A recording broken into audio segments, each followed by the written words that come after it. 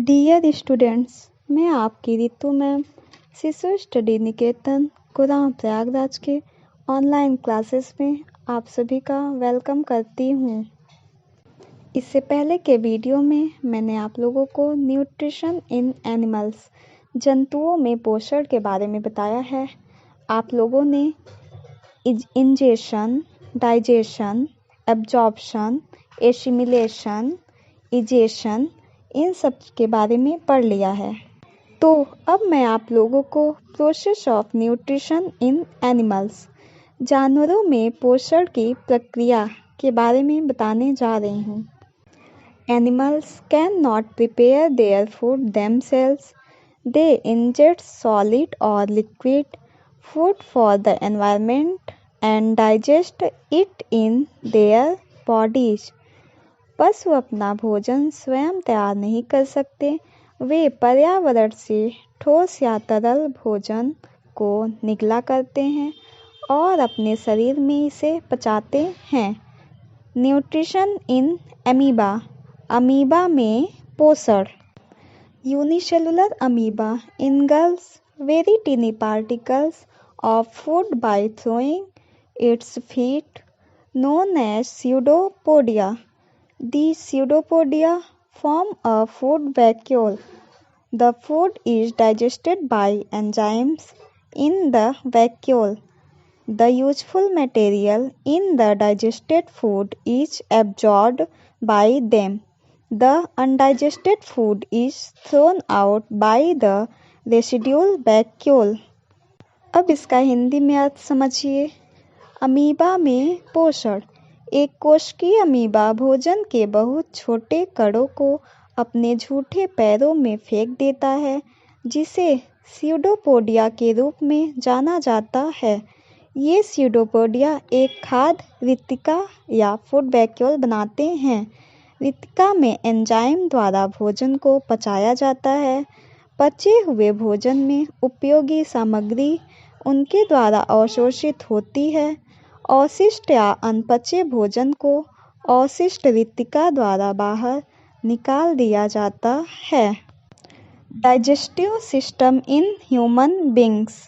मानव में पाचन तंत्र। The humans digestive system is a complex system of organs and glands that process food.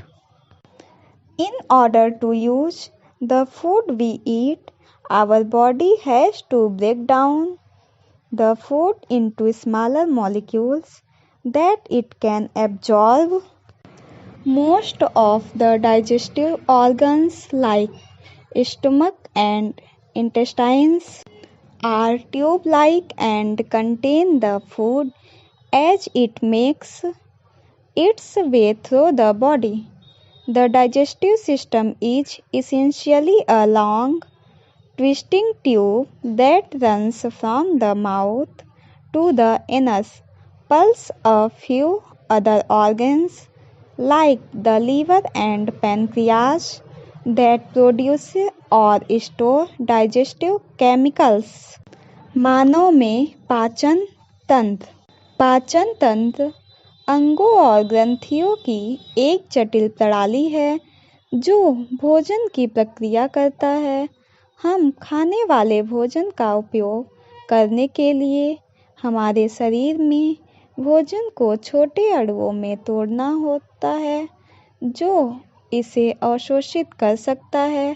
और अधिकांश पाचन अंग पेट और आंतों की तरह ट्यूब जैसे होते हैं और इसमें भोजन होता है जो कि शरीर के माध्यम से अपना रास्ता बनाता है।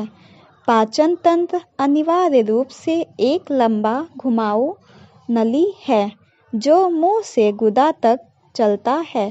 साथ ही कुछ अन्य अंगों जैसे यकृत या लीवर एंड अग्नाशय जो पाचन रसायनों का उत्पाद या संग्रहित करता है। Human digestive system. बच्चों, आप लोगों को फिगर दिख रहा है, तो अब देखिए। पाचन के लिए दांत, मुंह, लार, ग्रंथियां, छोटी आंत, आहार नाक व बड़ी आंत प्रमुख भूमिका निभाते हैं। इस दौरान आते भोजन के पोषक तत्वों को अवशोषित करती है। पहला, मुख से आहार नाल तक। खाना खाते समय मुंह से निकलने वाली लाल पाचन एंजाइम होते हैं। यह भोजन को पचाने में मदद करते हैं। इसके बाद खाना आहार नाल से होते हुए अमाशय में जाता है। दूसरा, अमाशय। अमाशय में आहार को पचने के लिए 2.5 से 4 घंटे लगते हैं। अमाशय की दीवारों से गैस्ट्रिक एसिड स्रावित होती है। 3 तरह के एसिड हाइड्रोक्लोरिक भोजन में अम्लीयता को बढ़ाता है। पेप्सिन एसिड छोटे कणों को बनाने के लिए भोजन में प्रोटीन का पाचन करता है। भोजन छोटे टुकड़ों में टूटकर एक अर्ध ठोस पेस्ट बनाता है। तीसरा, छोटी आंत। यहाँ भोजन की प्रक्रिया 1.5 से 3 घंटे चलती है। आंतों में ग्रंथियाँ भोजन के पोषक तत्वों को अवशोषित करती है। छोटी आंत vitamin B12, minerals, calcium, magnesium व प्रोटीन अवशोषित करती है। चौथा, बड़ी आंत। बड़ी आंत पानी को सोखती है, सोखकर अवशेष मल को बाहर निकालती है, साथ ही कुछ पोषक तत्वों को भी अवशोषित करती है। बच्चों, आज का टॉपिक न्यूट्रिशन इन एनिमल्स, जंतुओं में पोषण, यहीं पर समाप्त होता है। तो अब मैं आप लोगों को इसी से रिलेटेड कुछ क्वेश्चन दे रही हूँ, जिनको आप लोग अपनी कॉपियों में करने का प्रयास करिए। I hope you will understand this topic. Thank you.